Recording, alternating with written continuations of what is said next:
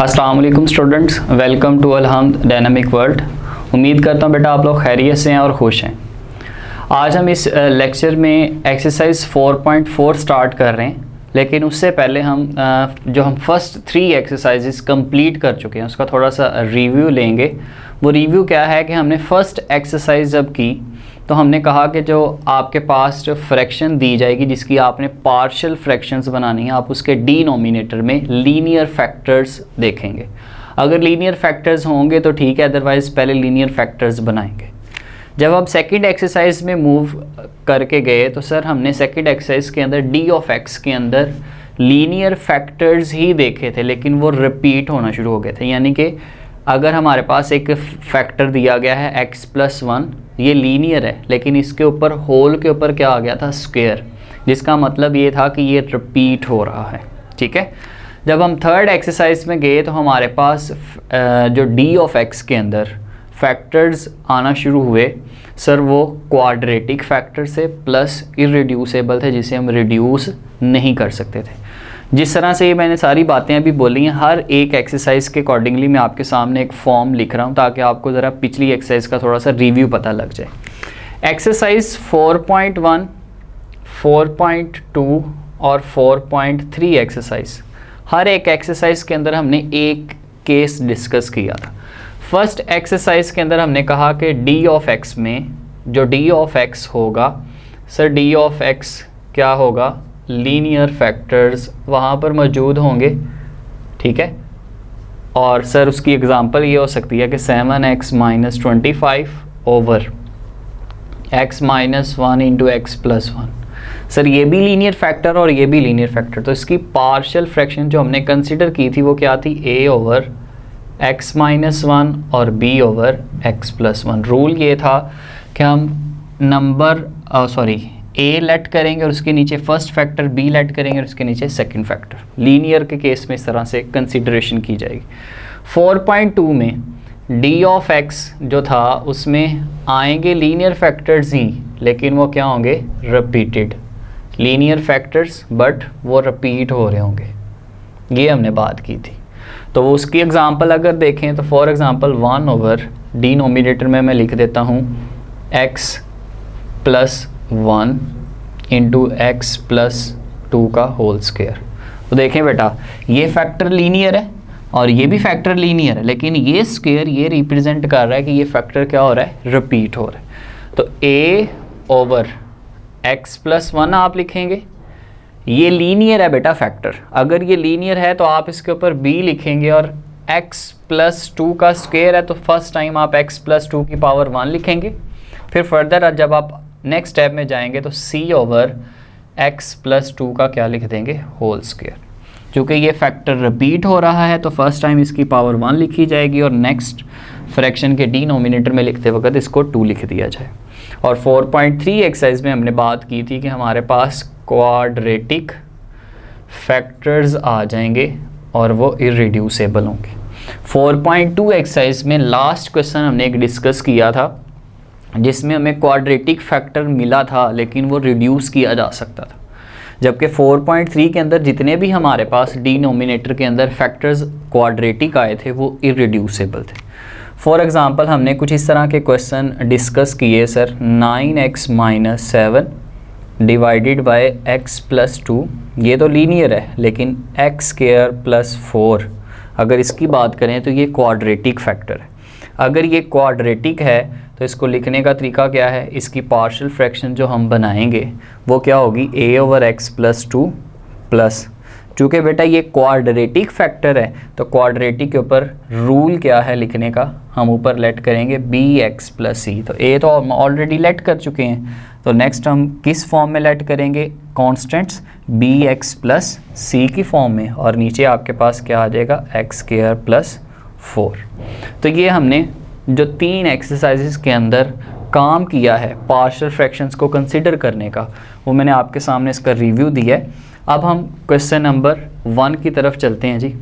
तो question number 1 की statement क्या है जी हमारे सामने, x³ over x² + 4 whole square. 4.4 exercise के अंदर बेटा आपके पास अब केस क्या चल रहा है कि डिनोमिनेटर के अंदर आपके पास अब क्वाड्रेटिक फैक्टर्स हैं बट रिपीटेड है।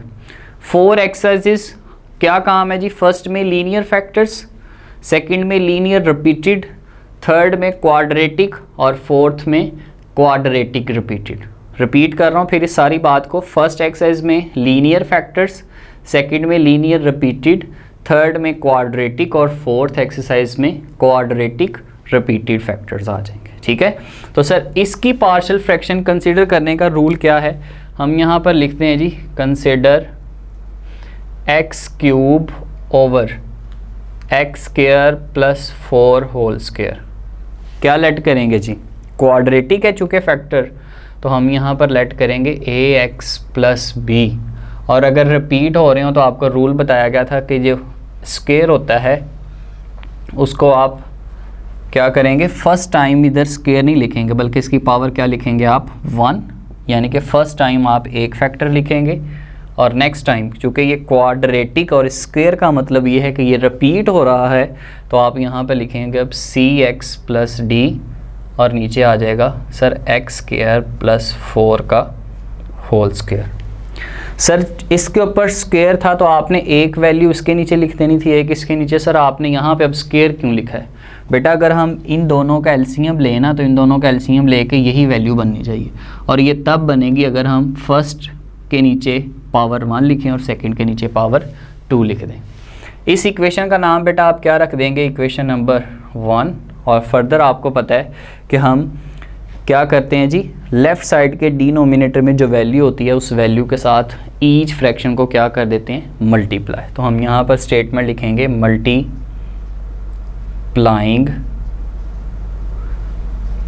X square plus 4 whole square on both sides.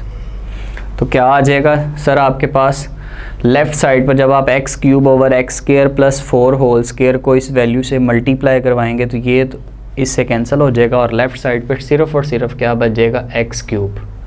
Right side पे आ जाएं तो a x plus b over this value को जब आप इससे मल्टीप्लाई करवाएंगे तो स्क्वायर है, एक वैल्यू से कैंसिल हो जाएगी, एक वैल्यू जो है यानी कि एक फैक्टर जो है वो ए एक्स प्लस बी के साथ लिख दिया जाएगा। और फर्दर बेटा जब आप c x plus d over this value को इससे मल्टीप्लाई करेंगे तो अगेन ये वैल्यू इस वैल्यू से कैंसिल और न्यूमरेटर में सिर्फ और सिर्फ सी एक्स प्लस डी बच गया। ठीक है, और चूँकि यहाँ पर हमारे पास कोई भी फैक्टर लीनियर नहीं है तो इसलिए यहाँ पे अब हम ज़ीरो मेथड अप्लाई नहीं कर सकते। अगर ज़ीरो मेथड अप्लाई नहीं कर सकते हैं तो इसी इक्वेशन को, जिसका नाम हमने लास्ट एक्सरसाइजेस के अंदर इक्वेशन नंबर 2 रखा था, हम इसी इक्वेशन को फर्दर सिंप्लीफाई करेंगे और कंपेयरिंग द कोएफिशिएंट्स के थ्रू हम यहाँ पर ए बी सी और डी यानी कि जितने अननाउन्स हैं उनकी वैल्यूज़ को क्या कर लेंगे? फाइंड। तो क्या है स्टेटमेंट? हम इसको फर्दर सिंप्लीफाई करेंगे जी अब। तो x cube is equal to a x plus b के साथ मल्टीप्लाई कौन हो रहा है? X square plus 4। तो ए एक्स के साथ एक्स स्क्वायर प्लस 4 सेपरेट कर दें और बी के साथ एक्स स्क्वायर प्लस 4 सेपरेट कर दें। फर्दर सर सी एक्स प्लस डी आ गया। अब देखें बेटा फर्दर सिंप्लीफाई क्या हो रहा है?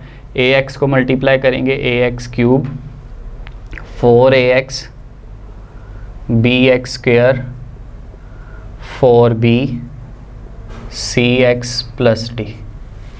अब आप सर इस इक्वेशन की राइट साइड पे सबसे हाईएस्ट पावर क्या देख रहे हैं? 3। तो अगर सबसे हाईएस्ट पावर आप 3 देख रहे हैं तो आप यहाँ पर जो कोएफिशिएंट्स को आपस में कंपेयर करना स्टार्ट करेंगे वो 3 पावर से करेंगे। Comparing coefficient of x cube से बेटा आप स्टार्ट करें। तो एक्स क्यूब का कोएफिशिएंट राइट साइड पे कौन है जी? एक्स क्यूब का कोएफिशिएंट राइट साइड पे कौन है? ए। तो ए और कोई राइट साइड पे एक्स क्यूब वाली वैल्यू है? नो। अब लेफ्ट साइड पे चले जाएं, क्या एक्स क्यूब वाली वैल्यू कोई है आपके पास? यस सर, लेफ्ट साइड पर आपके पास एक्स क्यूब वाली एक टर्म मौजूद है और उसका कोएफिशिएंट कौन है? 1 है। तो इट मीन्स डैट ए की वैल्यू आपके पास कौन आ गई सर? 1 आ गई। ठीक है, फर्दर आप क्या करेंगे? सेम इसी तरह से स्टेटमेंट लिखेंगे comparing the coefficient of x cube के बाद कौन सी पावर आ जाएगी? X square. और एक्स स्क्वायर का मुझे ज़रा कोएफिशिएंट बताइएगा कौन है? एक्स स्केयर का कोफिशिएंट कौन है बेटा, b। और क्या लेफ्ट साइड पर कोई एक्स स्केयर वाली टर्म मौजूद है, नो। तो इट मीन्स डैट b का आंसर कितना आ जाएगा, 0। तो आप इसे 0 के एक पर रख देंगे। फर्दर आप सेम इसी तरह से क्या करेंगे, comparing the coefficient of x square के बाद किसके कोफिशिएंट्स को कंपेयर करेंगे आप, x के। और x के जब आप कोफिशिएंट्स को कंपेयर करते हैं तो x का कोफिशिएंट 4a प्लस x का coefficient c is equal to, left side पर x वाली कोई भी टर्म मौजूद नहीं है, तो इट मीन्स डैट इसे भी हम किसके को रख लेंगे, 0 के। और अब वैल्यूज़ पुट कीजिएगा ज़रा, a की वैल्यू कितनी है आपके पास, 1, c इज़ इक्वल टू 0, 4 1 ज़र 4, और c की वैल्यू कितनी आ जाएगी, -4। ठीक है बेटा। फर्दर हम एक वैल्यू हमारे पास रहेगी सर d की वैल्यू। सर अब x की value, x cube, x square, x, यानी कि यहाँ पे x की पावर कितनी थी, 1। अब हम यहाँ पर जो वैल्यू कंपेयर करेंगे वो किसकी होगी सर, कांस्टेंट वैल्यूज़, यानी कि जिसके साथ वेरिएबल अटैच नहीं है, जिसके साथ कोई भी वेरिएबल नहीं है, यानी कि ऐसी वैल्यूज़ जिनके जो कांस्टेंट वैल्यूज़ हैं। तो राइट साइड पे अगर देखा जाए तो कांस्टेंट वैल्यू सिर्फ एक ही है और वो d है, इसके साथ x नहीं है, वेरिएबल नहीं है। और लेफ़्ट साइड पे तो वैसे ही x कांस्टेंट वैल्यू नहीं है, तो हम यहाँ पर d इज़ इक्वल टू क्या लिखेंगे बेटा, d इज़ इक्वल टू 0 आ जाए। तो हमारे पास सर a, b और c, d का आंसर आपके सामने है। इन सारी वैल्यूज़ को हम इक्वेशन नंबर किस में पुट कर देंगे, 1 में, और हमारे पास रिक्वायर्ड पार्शियल फ्रैक्शन आ जाएगी। तो putting the values of a, b, c and d in equation number 1। तो इक्वेशन नंबर 1 क्या है बेटा हमारे पास, x cube over x square plus 4 whole square is equal to ax plus b है, तो बेटा a की वैल्यू कितनी है, 1, साथ x आ जाएगा, b की वैल्यू कितनी है, 0, और d नोमिनेटर में x square plus 4। cx plus d की अगर बात करें तो c की वैल्यू बेटा हमारे पास -4, साथ x, d की value 0 divided by x square plus 4 का होल स्क्वायर। इसको फर्दर आप एक स्टेप और सिंप्लीफाई करेंगे, x cube over x square plus 4 का whole square is equal to 1x का मतलब x ही होगा, x प्लस 0 x ही आ जाएगा, और d नोमिनेटर में एक्स स्क्वायर प्लस 4। बेटा जी 4x में आप 0 प्लस करें, यही आंसर रहेगा, और ये माइनस और ये प्लस क्या हो जाएगा, माइनस। तो यहाँ पे आप लिख देंगे 4x over x square plus 4 का होल स्क्वायर। तो ये वो आपके पास रिक्वायर्ड पार्शियल फ्रैक्शंस हैं जिनका अगर आप क्या करें, सम करें, तो आपको ये सिंगल फ्रैक्शन मिल जाएगी। तो इन द एंड आप क्या लिखेंगे statement, these are the required partial fractions. तो ये वो हमारी रिक्वायर्ड पार्शियल फ्रैक्शंस हैं जिनका सम करें तो हमें ये सिंगल फ्रैक्शन मिल जाएगी। ठीक है। और पार्शियल फ्रैक्शन का बेटा एक और नाम भी है, इसको पार्शियल फ्रैक्शंस भी कहा जाता है और इसे कंपोनेंट्स भी कहा जाता है, कंपोनेंट्स ऑफ द फ्रैक्शन, कि ये इस फ्रैक्शन के ये दोनों क्या हैं, कंपोनेंट्स हैं। ठीक है। तो ये पेपर में एमसीक्यूज पूछा जाता है। तो ये आपके सामने एक्सरसाइज 4.4 का बेटा क्वेश्चन नंबर 1 डिस्कस किया गया है। फर्दर हम नेक्स्ट लेक्चर के अंदर इसका 5 और 6 क्वेश्चन डिस्कस करेंगे। जो बाकी 3 क्वेश्चन हैं 2, 3 एंड 4, ये आप इसको खुद अटैम्प्ट कीजिएगा। सी यू नेक्स्ट टाइम इंशाल्लाह। अल्लाह हाफिज़।